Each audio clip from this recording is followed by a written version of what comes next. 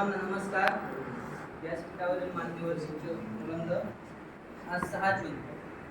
नमस्कार. तसंच आज अखंड महाराष्ट्राचे आराध्य दैवत म्हणजे छत्रपती शिवाजी महाराज हे नियतीला पडलेलं एक भव्य आणि दिव्य स्वप्न. तो दिवस होता 6 जून 1674. हा फक्त महाराष्ट्राच नव्हे तर संपूर्ण देशाला आणि जगाला कलाटणी देणारा दिवस होता. त्या सोहळ्याचा रायगड हे ठिकाण ठरले, कारण त्यावेळी महाराजांची राजधानी राजगडावरून रायगडावर गेलेली. पण रायगड का निवडला? कारण प्रतापगड, तोरणा, सिंहगड असे भरपूर किल्ले असताना महाराजांनी रायगडाची निवड केली. कारण रायगड म्हणजे राजांचा गड आणि गडांचा राजा. त्यावेळेचे श्रेष्ठ पंडित म्हणजे पंडित गागाभट्ट, त्यांच्या मनात एक संकल्पना आली आणि जणू संपूर्ण महाराष्ट्र त्यांच्या मुखातून वधला आणि छत्रपती शिवाजी महाराज हे त्यावेळी राजे झाले आणि त्यांचा राज्याभिषेक करायचं ठरलं.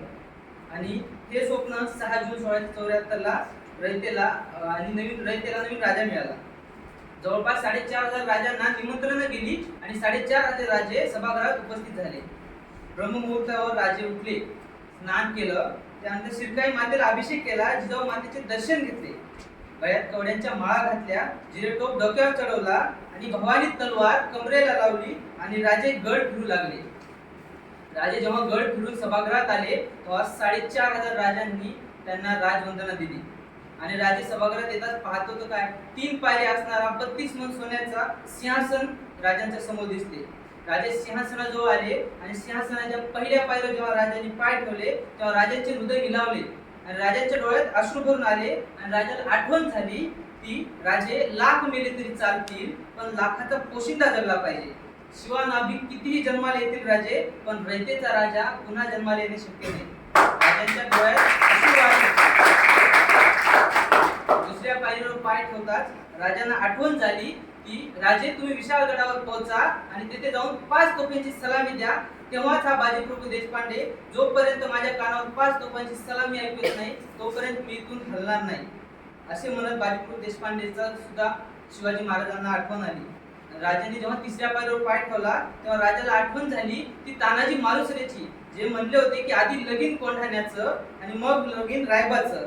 राजे जगून वाचलोच तर माझ्या लेकराचं लगीन लावी, आणि जर नाहीच राहिलो तर तुम्हीच लेकराचं मायबाप समजून लगीन लावावं, असं म्हणत राजांना त्यांची आणि समस्त जेवढे मावळे ज्यांनी बलिदान दिलं त्यांची आठवण झाली. राजांच्या डोळ्यातून अश्रू वाहत होते, राजे रडत होते. 4,500 तिथे राजे जे आले होते त्यांना कळत नव्हतं की राजे नेमकं का रडताय, राजांच्या डोळ्यात अश्रू का आहे. कारण आजचा दिवस म्हणजे ऐतिहासिक दिवस, आज राजांचा स्वराज्याभिषेक होणार. त्यामुळे आज एवढा आनंदाचा दिवस असताना सुद्धा राजांच्या डोळ्यांमध्ये अश्रू आहे. मग तिथे असलेले एक वृद्ध ते राजाला म्हणतात, शिवबा तुमच्या डोळ्यात अश्रू का? कारण आज एवढा ऐतिहासिक दिवस आहे, आनंदाचा दिवस, आणि तुम्ही रडताय. तेव्हा राजे सिंहासनाजवळ आले आणि म्हणाले की ज्या मावळ्यांनी मला हे सिंहासन दिलं, ज्यांनी माझ्यासाठी अहोरात्र मेहनत घेतली, तेच आज हा दिन बघायला उरले नाही, तर मी कोणत्या तोंडाने सिंहासनावर बसू हे टोचेल मला. कारण जर मला याच्यावर बसायचं असेल तर तुम्हीच काहीतरी मला मागा, म्हणजे माझी उतराई होईल. तेव्हा ते काका म्हटले की राजे, ज्यांनी तुम्हाला एवढं बलिदान देऊन हे सिंहासन मिळवून दिलं त्यांनीच तुम्हाला काही मागितलं नाही, तर मी तुम्हाला काय मागणार. तेव्हा राजे म्हणाले, काका माझी उतराई होण्यासाठी तुम्ही काहीतरी मागा. तेव्हा ते काका म्हणतात, राजे मला काही नको, फक्त तुम्ही ज्या सिंहासनावर बसताय ना त्या सिंहासनाचा कपडा बदलण्याचं मला काम द्या. असे स्वाभिमानाचे साक्षात मूर्ती असलेले छत्रपती शिवाजी महाराज त्या दिवशी छत्रपती झाले. तमाम जनतेला राजा मिळाला.